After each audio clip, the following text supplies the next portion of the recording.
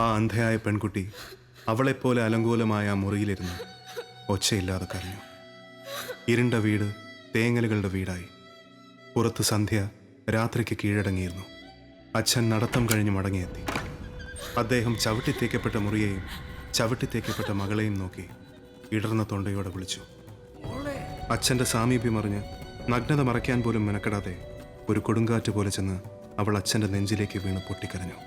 അച്ഛൻ മകളെ ആശ്വസിപ്പിക്കാൻ ശ്രമിച്ചു. പൊടുന്നനെയാണ് ആ പെൺകുട്ടി അതറിഞ്ഞത്. അവളുടെ വിരലിൽ കൊഴുത്ത നനവ് തട്ടി. അച്ഛൻ്റെ കയ്യിലെ പല്ലിറങ്ങിയ മുറിപ്പാടിൽ നിന്ന് വിരലെടുത്ത് ഭയത്തോടെ നിസ്സഹായതാബോധത്തോടെ അവൾ മണത്തു നോക്കി. ഉണങ്ങാത്ത ചോരയുടെ ഗന്ധം, പരിഭ്രമ പ്രളയം.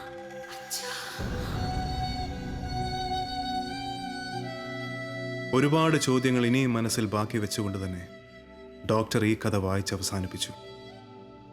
പിതാക്കന്മാരാലും സഹോദരങ്ങളാലും പീഡിപ്പിക്കപ്പെടുന്ന പെൺകുട്ടികളുടെ ഈ ലോകത്ത് ആരോടും ഒന്നും പറയാതെ ആത്മഹത്യ ചെയ്യാതെ അപമാനവും ശകാരവും പേറി 10 മാസത്തെ ഗർഭകാലം അതായിരുന്നോ സൈറയുടേത്? ഒരു പ്രതികാരം പോലെ പിതാവിനോടുള്ള താക്കീതായിട്ടാണോ അവൾ പ്രസവിച്ചത്? സ്വന്തം മകളിലുള്ള കുഞ്ഞിൻ്റെ മുഖം അയാളെ ജീവിതകാലം മുഴുവൻ വേട്ടയാടട്ടെ എന്നവൾ കരുതിയോ? ഉത്തരങ്ങൾ അയാൾ കണ്ടെത്തിയേക്കാം. എന്തായാലും കഥകൾ അവസാനിക്കുന്നില്ല. തന്നെ തേടി ഇനിയും വരുന്ന ശരിയും തെറ്റുമായ അസംഖ്യം ഗർഭിണികൾക്കായി അവരുടെ പ്രവാചകനായി ഡോക്ടർ സക്രിയ ഇവിടെ തന്നെ ഉണ്ടാവും.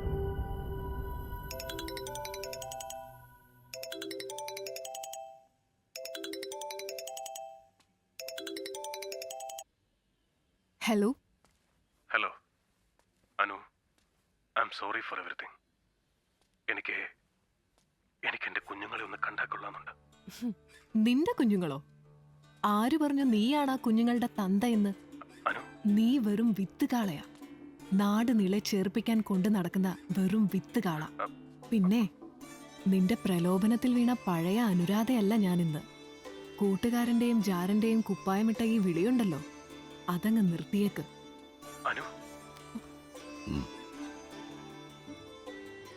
You get lost, bastard, from our life.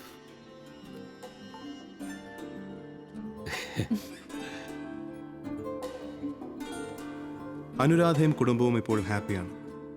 Doctor സക്രിയയുടെ നമ്മൾ ചർച്ച ചെയ്ത 4 കേസുകളിൽ തികച്ചും അവിശ്വസനീയമായ ഒരു കെട്ടുകഥ പോലെ നിങ്ങൾക്കിത് തോന്നിയിട്ടുണ്ടെങ്കിൽ സവിനയം ഒരു കാര്യം ഉണർത്തട്ടെ.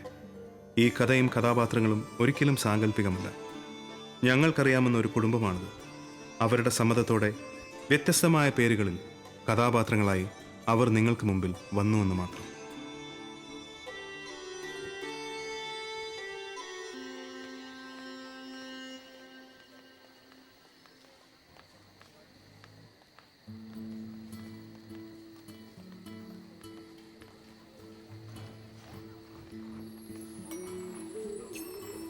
ഫാത്തിമ, ഈ കറുകപ്പട്ടയും കുന്തിരിക്കവും കൂടി അരച്ച് തേനിൽ ചാലിച്ച് രാത്രി കിടക്കുന്നതിന് മുമ്പ് കുടിച്ച പ്രസവശേഷം വയറ്റിൽ പാടുവരില്ലത്ര.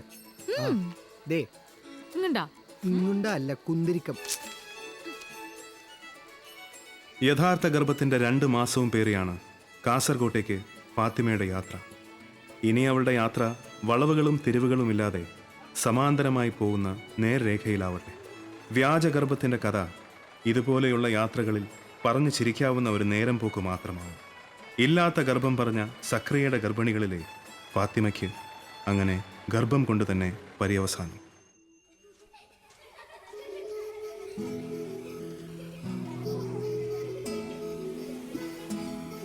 സൈറയുടെ കുഞ്ഞിനെ ജാസ്മിൻ ജെന്നിഫറിന് കൊടുക്കാൻ ഡോക്ടർ സക്രിയയും ഭാര്യയും അന്ന് തീരുമാനിച്ചിരുന്നെങ്കിലും അവരത് സ്നേഹപൂർവ്വം നിരസിച്ചു.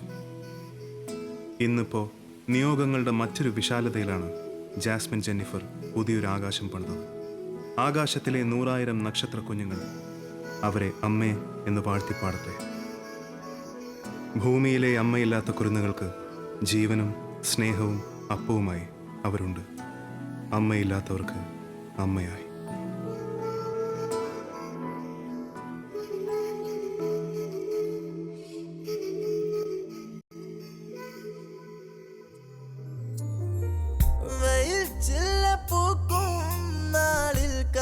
തൊട്ടിലാടി കിളി നൊന്ത് പാടിയ രാഗം